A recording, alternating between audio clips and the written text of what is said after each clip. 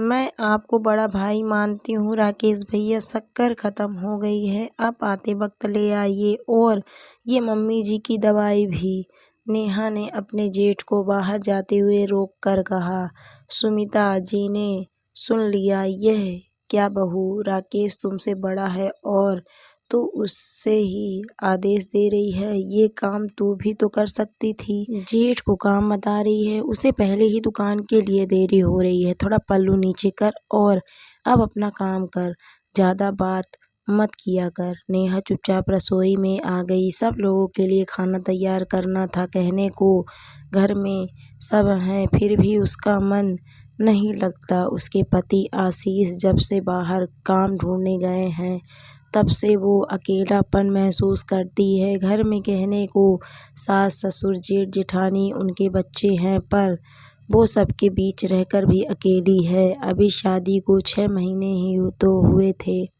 आशीष और उसकी शादी बड़ी धूमधाम से हुई थी। वो दिन याद करके चेहरे पर उसके मुस्कान आ जाती है, पर दूसरे ही पल आशीष से दूर रहकर उसका चेहरा मुरझा जाता है। शादी के समय आशीष कुछ नहीं करते थे। ये बात ससुराल वालों ने छिपाई थी और कहा था कि वो अपने बड़े भाई के साथ ही बिजनेस संभालता है। आशीष ने भी कुछ बताया नहीं।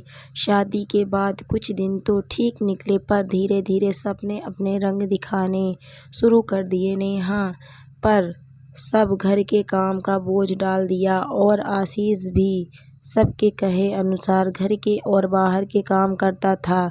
उसकी स्थिति घर में नौकर जैसे ही थी। ये देखकर नेहा को बहुत दुख होता था। मायके में सौतेली माँ ने घर देखा भला नहीं और शादी कर दी। अब अपना दुख किससे कहती। एक दिन उसने आशीष को समझाया, आप कुछ काम क्यों नहीं करते, इस तरह इधर से उधर समय बर्बाद करते रहते हैं। आशीष सीधे मन का था। वो हंसने लगा कि रोज इतने सारे काम तो करता हूँ।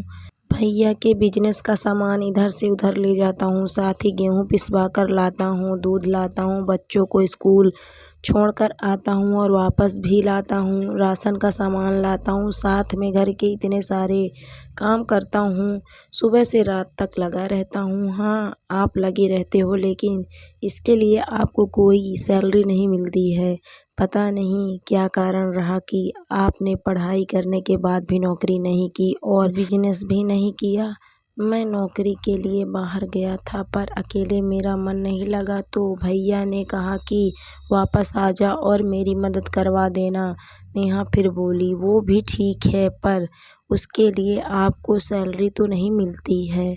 आप वापस काम पर जाइए और सैलरी वाला कोई काम ढूंढिए ताकि घर चल सके। नेहा, घर तो चल रहा है, 2 समय की रोटी मिल जाती है, और क्या चाहिए। नेहा ये सुनकर बोलती है, ये रोटी खाना अलग बात है, पर आत्मसम्मान की रोटी खाना अलग बात है। मैं माँ बनने वाली हूँ। होने वाले बच्चे की और मेरी जिम्मेदारी आपकी है। मतलब हम दोनों का खर्चा आपको उठाना है। ये आपका फर्ज है। मैं रोज अपनी सास और जेठानी के ताने नहीं सुन सकती हूँ कि मेरा पति बेरोजगार है, कुछ कमाता नहीं है। मेरे हलक में रोटी भी बड़ी मुश्किल से उतरती है। नेहा की बात सुनकर आशीष को एकदम से झटका सा लगा। उसे महसूस हुआ कि नेहा सही कह रही है। उसे यहाँ इस शहर में नौकरी नहीं मिल रही है तो क्या हुआ, वो दूसरे शहर में चला जाएगा। ये कहकर वो नौकरी की तलाश में चला गया।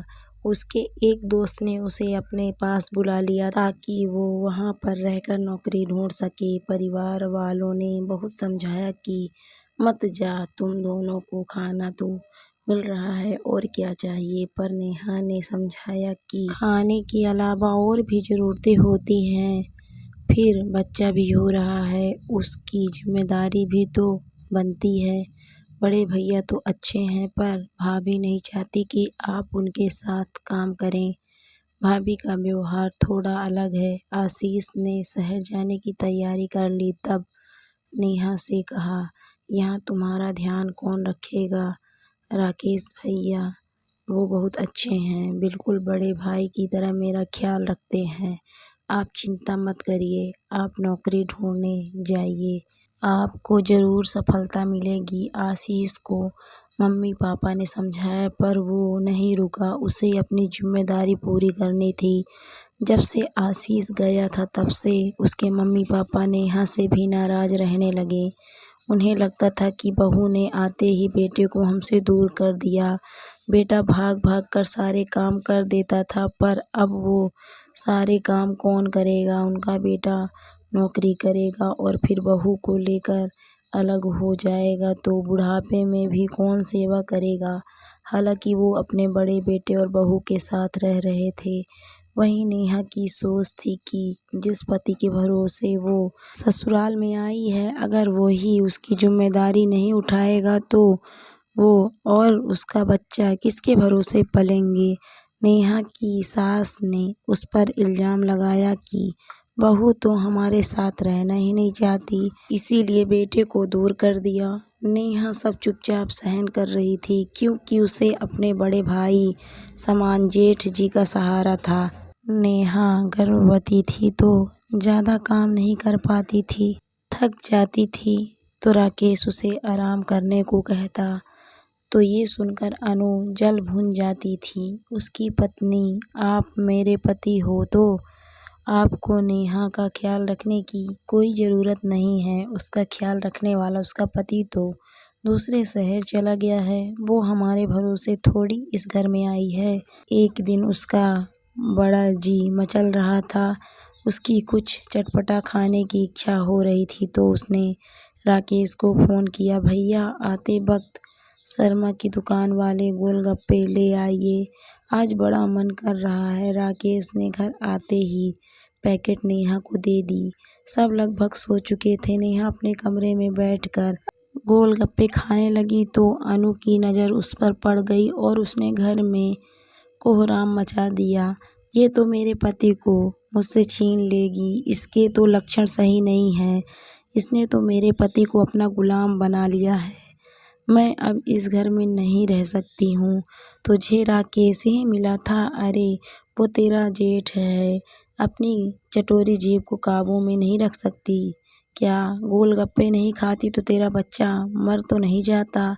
मेरा पति तेरी सेवा करने के लिए नहीं है।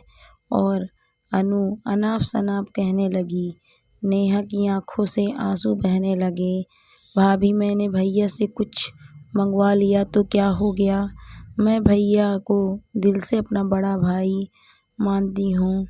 मेरा तो कोई बड़ा भाई नहीं है। मम्मी बचपन में ही चली गई थी, दूसरी माँ ने भी प्यार नहीं दिया और बस मेरी शादी निपटा दी। मैंने राकेश भैया को हमेशा अपना बड़ा भाई माना है और उस नाते कुछ सामान मंगवा लिया तो क्या हो गया? मैं पापा जी को कुछ कह नहीं सकती हूँ। मम्मी जी भी मुझे समझती नहीं हैं। आखिर उनके बेटे का अंश ही तो मेरे पेट में पल रहा है। अनु ने सुना और गुस्से में पैर पटकते हुए अपने कमरे में आ गई। उधर आशीष की नौकरी लगी नहीं, उसे काम की तलाश थी। वो जगह जगह इंटरव्यू दे रहा था। नेहा की डिलीवरी के दिन नज़दीक आ रहे थे। अब तो और भी परेशान रहने लगी थी। डॉक्टर के चेकअप करवाने वो अपनी सास के साथ जाती थी, लेकिन सास को अपने मायके जाना पड़ गया। उनके भतीजे का गृह प्रवेश था। ससुर जी आधा समय पार्क घूमने चले जाते थे और दोस्तों के साथ वक्त बिताया करते थे। वो घर में क्या हो रहा है ज़्यादा ध्यान नहीं देते थे। एक दिन सुबह अनु बच्चों को स्कूल छोड़ने गई और वहाँ अपनी सहेलियों के साथ पार्क में घूमने लग गई। नेहा को पेट में बहुत तेज़ दर्द हो रहा था। घर में कोई नहीं दिखा तो उसने राकेश से कहा। उसने फटाफट मोटरसाइकिल निकाली और नेहा को बैठाकर अस्पताल ले गया। वहाँ पूरा चेकअप करवाया। डॉक्टर ने कहा अभी डिलीवरी में समय है, ऐसा दर्द गर्भावस्था में हो जाता है। कुछ दवाइयाँ दिलाकर राकेश नेहा को वापस ले आया। घर के बाहर मोटरसाइकिल रोकी ही थी कि उसकी मम्मी भी मायके से आ चुकी थी और दूसरी ओर से अनु भी आ रही थी। अपने पति के साथ नेहा को देखकर वो फिर से आग बबूला हो गई। सास भी नेहा पर गुस्सा होने लगी। बहू ऐसी बेशर्मी तो पहली बार देखी है। तू तो जेठ के साथ बैठकर मोटरसाइकिल पर घूमने को निकल गई। तभी अनु भी बोलती है, तुझे मेरा ही सुहाग मिला था क्या? अब तेरा पति तो तेरे साथ नहीं रहता, तुझे छोड़कर चला गया है, तो तू मेरे पति पर ही डोरे डाल रही है। तुझे शर्म नहीं आई? ये सब सुनकर आज राकेश से रहा नहीं गया। आप दोनों चुप करिए। आखिर ये सब झूठा इल्जाम क्यों लगा रहे हो? मैं नेहा को अपनी बहन, छोटी बहन मानता हूँ और एक बहन अगर तकलीफ में है तो भाई का फर्ज बनता है कि मैं उसे अस्पताल दिखा कर लाऊं। और मेरे अलावा घर में कौन है जिससे ये मदद मांगती? मैं बड़े भाई होने के नाते इसे डॉक्टर के पास दिखा लाया तो क्या गुनाह हो गया? आप दोनों अपनी घटिया सोच बदलिए। यहाँ पर मेरा छोटा भाई नहीं है और उसकी पत्नी को सबके साथ और सहयोग की ज़रूरत है, तो क्या हम उसे अकेला छोड़ दें? ये भी तो सुबह से लेकर रात तक हम लोगों के लिए लगी रहती है, क्योंकि ये हमें अपना मानती है। तो क्या हुआ, सबका फर्ज नहीं है हम भी आशीष की अनुपस्थिति में उसका ख्याल रखें? नेहा की आंखें भर आती है। मम्मी जी, आप भी ये क्या सोच रही हैं? आप दोनों भी तो किसी की पत्नियां हैं। क्या पत्नी अपने पति के होते हुए किसी दूसरे के बारे में सोचती हैं? तो आपने मेरे और भैया के रिश्ते को कलंकित क्यों कर दिया? अनु भाभी, मैं आपसे पूछती हूँ कि देवर जब भाभी का छोटा भाई बन सकता है तो जेठ भी मेरे बड़े भाई क्यों नहीं बन सकते हैं? आप भी तो आशीष से इतना काम करवाती थी। उनका फर्ज भी बनता है, वो आपसे छोटे हैं, आपके छोटे भाई के समान हैं। तो मैंने राकेश भैया में अपने बड़े भाई की छवि देखी तो क्या बुरा किया है? हमारे रिश्ते को बदनाम क्यों किया जा रहा है? राकेश भैया मुझे अपनी छोटी बहन मानते हैं और मैं उन्हें बड़े भाई के रूप में ही उनका सम्मान करती हूँ। क्या एक छोटी बहन बड़े भाई से मदद नहीं ले सकती है? जेठ का पद बड़ा होता है, अगर वो अपने छोटे भाई की पत्नी का ख्याल रख भी लेते हैं तो इसमें इतनी बातें बनाने वाली क्या बात है? तभी नेहा की सास चिल्लाई, नेहा तू चुप कर, जेठ कभी भी बड़ा भाई नहीं हो सकता। जेठ तो जेठ रहता है। हमारे घर में जेठ से पल्ला किया जाता है। जेठ और ससुर कमरे में हो तो बहुएं उस कमरे में नहीं बैठती। और तू मोटरसाइकिल पर बैठकर कैसे चली गई? ये मायके के रिश्ते मायके में ही रहने दे। ससुराल में सबसे शर्म करनी होती है, सबका मान रखना होता है। ये बड़े भाई कहकर जेठ के रिश्ते को नकारा नहीं जा सकता। आशीष को आने दे, मैं तेरी शिकायत करूँगी, तभी तुझे अक्ल आएगी। तो हम सबसे छोटी होकर बराबर जवान लड़ा रही है। मैं तुझे इसके लिए कभी माफ़ नहीं करूँगी। तभी अनु बोलती है, नेहा तू मुझे माफ़ कर दे, मैंने अपने ही पति और छोटी बहन को गलत समझा। जेठ भी बड़ा भाई हो सकता है। मुझे अपने पुराने दिन याद आ गए जिन्हें मैं भूल गई थी। जब मैं पहली बार गर्भवती थी तो आशीष भैया मेरा बहुत ध्यान रखते थे। तुम्हारे भैया तो अपने नए बिजनेस को लेकर व्यस्त रहते थे। मेरे लिए कभी गोलगप्पे तो कभी आलू टिक्की लाते थे, कभी आइसक्रीम तो कभी जूस भी लाते थे। वो मेरे छोटे भाई के समान मेरी हर इच्छा को पूरी करते थे। राकेश तो तुम्हें आज अस्पताल लेकर गए हैं, पर आशीष भैया तो मुझे हर महीने चेकअप के लिए ले जाते थे। मैं वो सब कैसे भूल गई। मेरे लिए दवाइयाँ लाते थे, डॉक्टर के कहे अनुसार टेस्ट करवाने को लेकर जाते थे। राकेश यहीं पर थे, तब भी वो मेरा इतना ध्यान रखते थे। और हम सब तुम्हारे साथ क्या कर रहे हैं? जब आशीष भैया यहाँ नहीं हैं तो हमें ही तुम्हारा हर तरह से ध्यान रखना चाहिए, लेकिन हम सब तो तुम्हें मानसिक और शारीरिक तकलीफ दे रहे हैं। अनु की आंखों से लगातार पानी बह रहा था। अनु की बातें सुनकर सास ससुर को भी पुराने दिन याद आ गए। सब शर्मिंदा हो रहे थे, तभी सबकी नज़र दरवाजे पर जाती है। वहाँ आशीष खड़ा था। उसे देखकर सबको आश्चर्य मिश्रित खुशी होती है। मैं सब सुन लिया हूँ। नेहा मुझे बताती थी तो मुझे विश्वास नहीं होता था, पर आज अपनी आंखों से देख सुन लिया। मुझे विश्वास नहीं हो रहा है कि मेरे परिवार वाले मेरी पत्नी के साथ इतना बुरा व्यवहार कर सकते हैं। नेहा, मेरी नौकरी लग गई है। मैंने फ़ोन पर नहीं बताया। मैं सबको खुद आकर ये खबर देना चाहता था। और अब नेहा तुम मेरे साथ रहने के लिए सामान पैक कर लो। ये सुनते ही नेहा का सारा दर्द खुशी में बदल गया। वो बड़ी खुश हो गई और आशीष को कहती है, यहाँ सब ठीक है। घर परिवार में छोटी बड़ी बातें होती रहती है। मैंने सबको माफ़ कर दिया है। आप भी मन में मैल मत रखिए।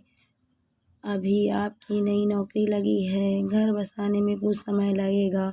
मेरी भी डिलीवरी होने वाली है। यहाँ मम्मी जी और भाभी हैं जो मेरी देखभाल करेंगी, और राकेश भैया भी तो हैं जो आपकी जिम्मेदारी निभाएंगे। नेहा की बात से आशीष भी सहमत हो जाता है और कुछ दिन रहकर वापस चला जाता है। कुछ महीनों बाद नेहा को बेटी होती है। 2 महीने बाद वो आशीष के साथ खुशी खुशी रहने को चली जाती है।